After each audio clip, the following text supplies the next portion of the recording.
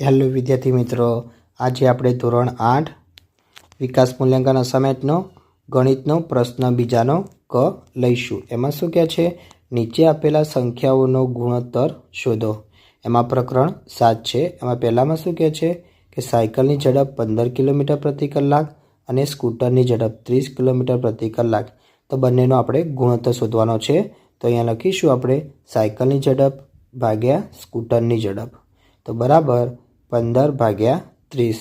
તો આપણે 30ના અવયવ પાડીશું, તો કે 15 દુ 30, તો કે અંશ અને છેદમાં 15 15 ઉડી જશે। તો વધી ઘટી શું છે, અંશમાં કાંઈ નહીં, તો કે 1 ભાગ્યા છેદમાં 2, તો કે 1/3, એટલે કે બરાબર 1/2 એ આપણો જવાબ રહેશે। બીજા નંબરનો દાખલો લઈશું। એમાં શું કહે છે, 5 મીટર અને 10 કિલોમીટર। તો વિદ્યાર્થી મિત્રો, અહીંયા આપણને 5 મીટર અને 10 કિલોમીટર, અહીંયા આપણને એકમો અલગ અલગ આપેલા છે, મીટર અને કિલોમીટર। તો તમને ખબર હોય તો મોટા આપણે કિલોમીટર છે એના આપણે મીટરમાં ફેરવીશું। તો તમને ખબર હોય 1000 કિલોમીટર બરાબર 1000 મીટર બરાબર 1 કિલોમીટર થાય છે। તો માટે અહીંયા આપણે 10 કિલોમીટર છે, તો કેટલા મીટર થશે, તો કે 10,000 મીટર થશે। તો હવે આપણે ગુણોત્તર શોધીશું। તો 5 મીટર ભાગ્યા 10,000 મીટર લખીશું।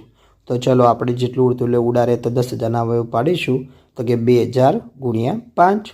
તો અહીંયા અંશ અને છેદમાં 5 5 આપેલા છે, તે આપણે ઉડારી નાખવાના રહેશે। તો અંશમાં શું વધ્યું, તો કે કાંઈ નહીં, તો કે 1 ભાગ્યા છેદમાં વધ્યા છે 2000, તો 2000 લખી નાખવાના રહેશે। તો કે આપણો જવાબ શું આવશે, 1/2000 એ આપણો જવાબ રહેશે। દાખલા નંબર 3 લઈશું। એમાં શું કહે છે, 50 પૈસા અને 5 રૂપિયા। તો વિદ્યાર્થી મિત્રો, અહીંયા પણ એકમો અલગ છે, તો આપણે એકમો સરખા કરવા હોય તો રૂપિયાને આપણે પૈસામાં ફેરવી દઈશું। તો વિદ્યાર્થી મિત્રો, તમને ખબર હશે કે 100 પૈસા બરાબર 1 રૂપિયો થાય। તો અહીંયા આપણને 5 રૂપિયા આપેલા છે, તો કે 5 રૂપિયા બરાબર કેટલા પૈસા થશે, તો કે 5 રૂપિયા બરાબર 500 પૈસા થશે। તો 50 પૈસા આપણે પછી ગુણોત્તર શોધીશું, તો લખીશું 50 પૈસા ભાગ્યા 500 પૈસા। તો અહીંયા શું કરીશું, સૌથી પહેલાં આપણે અંશમાં અને છેદમાં 1 1 0 ઉડાડી દઈશું। તો ઉપર શું વધ્યું, 5, નીચે વધ્યા 50। તો હજી પણ આપણે અવયવ પાડીશું, તો 50ના અવયવ પાડીશું, તો કે 10 પંચું 50 થાય। તો અંશ અને છેદમાં 5 5 છે, તે 5 5 આપણે ઉડાડી નાખીશું।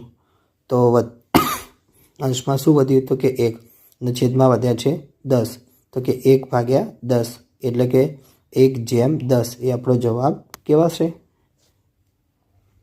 દાખલા નંબર 4 લઈશું। એમાં શું કહે છે, 35 સેમી અને 1 મીટર। તો વિદ્યાર્થી મિત્રો, અહીંયા પણ એકમો અલગ અલગ છે, તો આપણે એકમો સરખા કરવા પડશે।